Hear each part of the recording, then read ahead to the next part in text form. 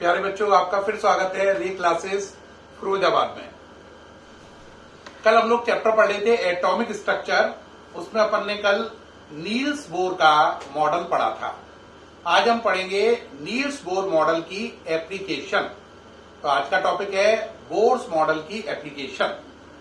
तो हेडिंग है application of Bohr's model.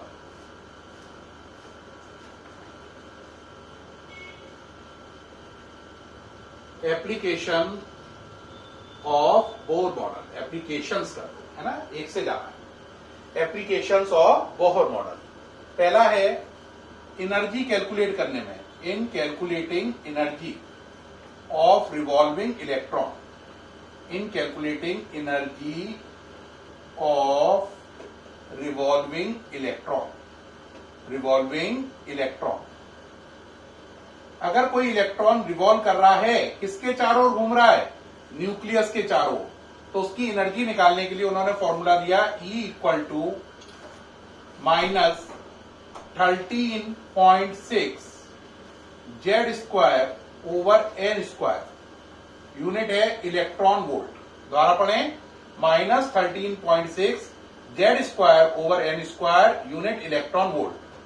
यहां पर जेड का मतलब है एटॉमिक नंबर और एन का मतलब है कौन सी शेल है ना। ये हो गया। अगर आप इसे इलेक्ट्रॉन वोल्ट से जूल में लाना चाहते हैं तो आपको इसमें मल्टीप्लाई करना पड़ेगा 1.6 10 की पावर -19 का, जो कि इलेक्ट्रॉन का चार्ज होता है, जो कि इलेक्ट्रॉन का चार्ज है। इसका मल्टीप्लाई कर दें तो फिर ये इलेक्ट्रॉन वोल्ट से बदलकर जूल यूनिट में आ जाएगा। तो देखो, इसमें मल्टीप्लाई जैसे करोगे तो ये हो जाएगा, करिए, -13.6 into 1.6 into 13 10 to the power -19 Z square over N square. Unit बदलकर हो गई जूल। अब दोनों का मल्टीप्लाई कर लीजिए रियल में, तो ये आएगा 21.7 माइनस का 21.7 10 की power -19 Z square upon N square joule. तो इलेक्ट्रॉन की एनर्जी निकालने के दो फॉर्मूले हैं। पहला, इलेक्ट्रॉन वोल्ट में ये फॉर्मूला काम करेगा, और जूल में अगर आपको निकालनी है तो आपका ये वाला फॉर्मूला काम करेगा, है ना। इलेक्ट्रॉन वोल्ट को जूल में बदलने के लिए आपको कितने का मल्टीप्लाई करना पड़ा? 1.6 10 की पावर -19 का।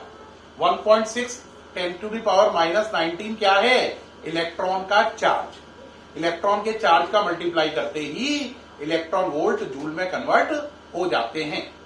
तो एनर्जी के कितने फॉर्मूले हैं? दो। देखें जरा ध्यान से।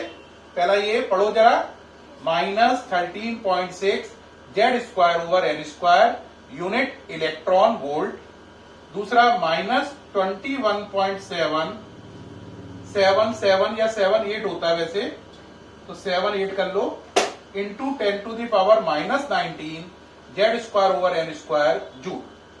तो ये दो फॉर्मूले हैं एनर्जी को कैलकुलेट करने के लिए। ऐसी इसकी सेकंड एप्लीकेशन है, हम इससे जो इलेक्ट्रॉन रिवॉल्व कर रहा है उसकी वेलोसिटी को भी कैलकुलेट कर सकते हैं। किसको कैलकुलेट कर सकते हैं? इलेक्ट्रॉन की वेलोसिटी को।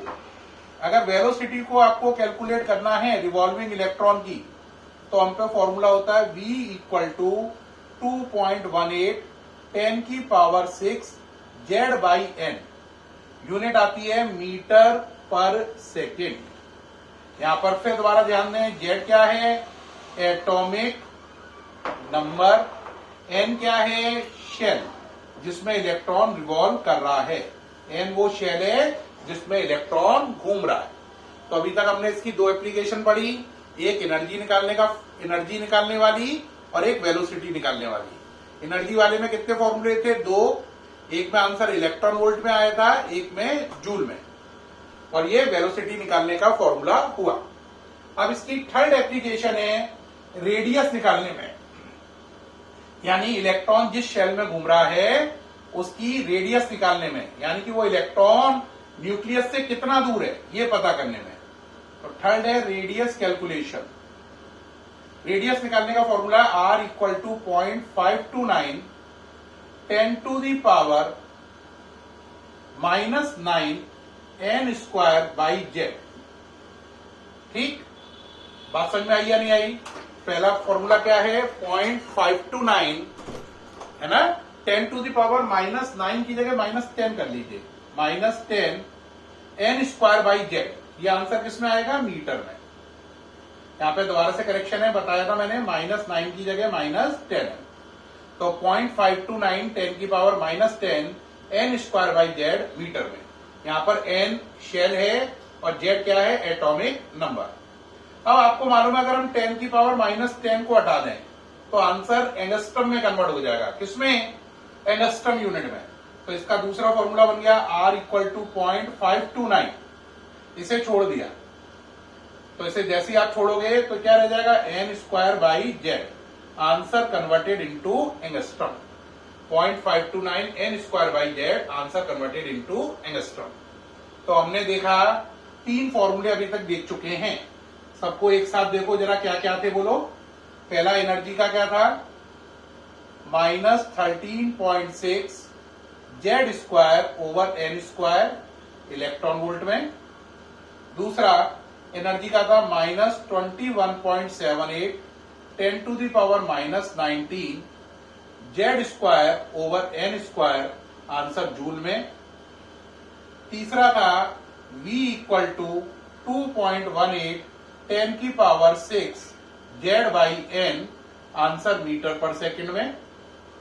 चौथा था R = 0.529 n इंटू 10 की power -10 n square by Z, answer metre में। पांचवा था R = 0.529 10 टू दी पावर -10 को छोड़ दिया तो कितना रह गया? n square by Z, answer हो गया एंगस्ट्रम यूनिट में। कौन सी यूनिट में? एंगस्ट्रम यूनिट में। ये 5 फॉर्मूले हैं। इन 5 फॉर्मूलों से आप जो इलेक्ट्रॉन न्यूक्लियस के चारों ओर घूम रहा है उसकी एनर्जी, वो इलेक्ट्रॉन कितनी स्पीड से न्यूक्लियस के चारों ओर घूम रहा है यानी उसकी वेलोसिटी, और वो इलेक्ट्रॉन न्यूक्लियस से कितना दूर है ना, उस डिस्टेंस r को कैलकुलेट कर सकते हैं। तो बोर जो मॉडल है उसकी 3 एप्लीकेशन मैंने आपको सिखाई। ये फॉर्मूले देख लीजिए जरा। उम्मीद है 5 फॉर्मूले आपको नजर आ रहे हैं इस समय। आपने सारे फॉर्मूले नोट डाउन कर लिए हैं। 5 फॉर्मूले नजर आ रहे हैं। ये एनर्जी के 2 फॉर्मूले हैं, फर्स्ट और सेकंड। थर्ड वेलोसिटी का है। फोर्थ फिफ्थ किसके हैं? रेडियस के। एक मीटर में है, एक एंगस्ट्रम में। ठीक है बच्चों। अब इसके साथ ही कितनी एप्लीकेशन पूरी हो गई इसकी? 3। तो जो बोर मॉडल है उसकी 3 एप्लीकेशन मैंने आपको बताई। पहला एनर्जी कैलकुलेट करने में, दूसरा वेलोसिटी कैलकुलेट करने में, तीसरा रेडियस कैलकुलेट करने में। इसकी चौथी एप्लीकेशन है, इस मॉडल की सहायता से हम उन सब चीजों का स्पेक्ट्रम एक्सप्लेन कर सकते हैं जिनके अंदर 1 इलेक्ट्रॉन सिस्टम हो। यानी कि आप हर उस चीज का स्पेक्ट्रम एक्सप्लेन कर सकते हैं जिसके अंदर 1 इलेक्ट्रॉन सिस्टम प्रेजेंट हो।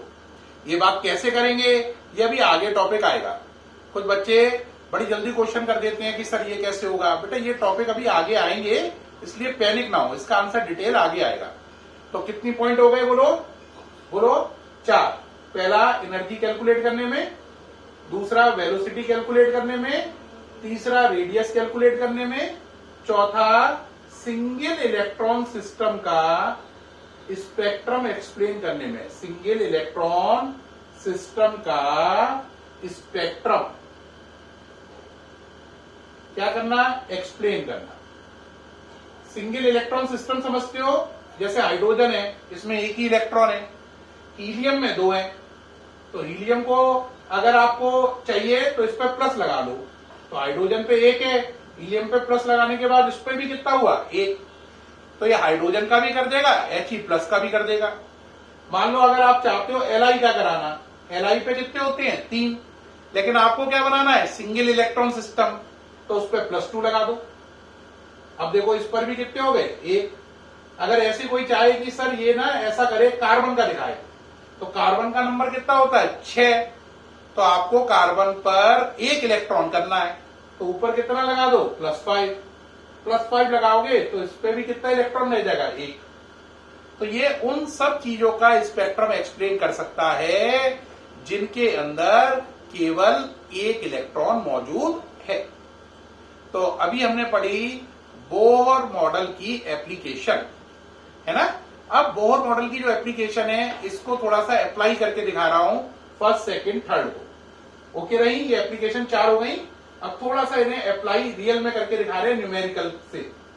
जैसे मान लो एक पर्सन कहता है कि आप पर है Li+2i। मैं कहा ठीक, इलेक्ट्रॉन थर्ड शेल में। मैं कहा ठीक है भाई। अब थर्ड शेल में इसका एटॉमिक नंबर भी कितना है, 3 है। तो कहता है आप बताओ उस इलेक्ट्रॉन की एनर्जी कितनी होगी, वेलोसिटी कितनी होगी, रेडियस कितनी होगी। तो मैं क्या कहूंगा, इलेक्ट्रॉन की एनर्जी निकालने के लिए पहले लिखूंगा E = -13.6 Z²/n²। तो -13.6 Z का स्क्वायर भी क्या है, 3 का स्क्वायर, n का स्क्वायर भी 3 का स्क्वायर। ये दोनों कैंसिल हो गए, तो आंसर आया -13.6 क्या, इलेक्ट्रॉन वोल्ट। तो इस इलेक्ट्रॉन की एनर्जी कितनी है, आंसर -13.6 इलेक्ट्रॉन वोल्ट है। अब यहीं पर एक बच्चा कह दे सर इस इलेक्ट्रॉन की ना वेलोसिटी निकालो। तो वेलोसिटी का फॉर्मूला बोलो, 2.18 10⁶ Z/n। तो लिखो 2.18 10⁶ Z की जगह भी 3, n की जगह भी 3, कैंसिल हो गया। तो आंसर आया 2.18 10⁶ मीटर/सेकेंड। तो हमने देखा, हमने इलेक्ट्रॉन की क्या निकाल के दिखाई, एनर्जी। कौन से इलेक्ट्रॉन की, जो Li+2 आयन के थर्ड शेल में घूम रहा है, उसकी क्या निकाल के दिखाई, स्पीड, वेलोसिटी। और थर्ड बात उसकी क्या निकालनी है, रेडियस। तो रेडियस कैसे निकालेंगे, देखो भाई, रेडियस का फॉर्मूला लिखो, बोलो क्या है रेडियस का फॉर्मूला।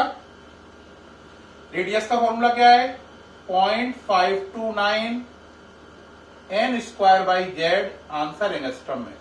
तो 0.529 n² की जगह 3 का स्क्वायर और z की जगह 3। तो 0.529 है ना, सॉरी 3 का स्क्वायर है। तो ऊपर कितना हो गया, 3 का स्क्वायर कितना हो गया, 9, नीचे कितना रहा, 3, 3 3 जा 9, 3 का मल्टीप्लाई करो, 3 9 जा 27, कैरी 2, 3 2 जा 6 और 2 8, है ना, कोई भी अब कैरी नहीं बचा। 3 × 5 15, तो 1.587 एंगस्ट्रम क्या निकला है इसकी, रेडियस। तो ये मैंने आपको न्यूमेरिकल के जरिए समझाया कि अगर आपको ये बता दे कि ये एलिमेंट है, एलिमेंट का नाम बोलते ही एटॉमिक नंबर क्लियर हो जाएगा। जैसे हाइड्रोजन है तो Z की जगह 1, हीलियम है Z की जगह 2, Li है Z की जगह 3, कार्बन है Z की जगह 6, है ना, एल्यूमिनियम है Z की जगह 13। और वो कौन सी शेल में, शेल से क्या क्लियर होगा, N। तो अगर आपको Z और N मालूम हो तो आप इलेक्ट्रॉन की एनर्जी भी निकाल सकते हो, वेलोसिटी भी निकाल सकते हो और उस शेल की रेडियस भी निकाल सकते हो। रेडियस का मतलब है वो इलेक्ट्रॉन कितना दूर है, किससे दूर है, किससे दूर है, न्यूक्लियस से। इसे डिस्टेंस फ्रॉम न्यूक्लियस भी कहते हैं। तो आज के वीडियो में हमने सीखा कि नील्स बोर जो मॉडल था उसके एप्लीकेशन, उसमें हमने 4 एप्लीकेशन सीखे।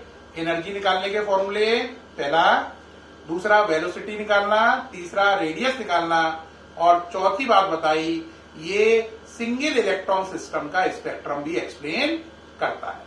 उम्मीद है आपको बोर्स एप्लीकेशन पूरी समझ में आई होंगी।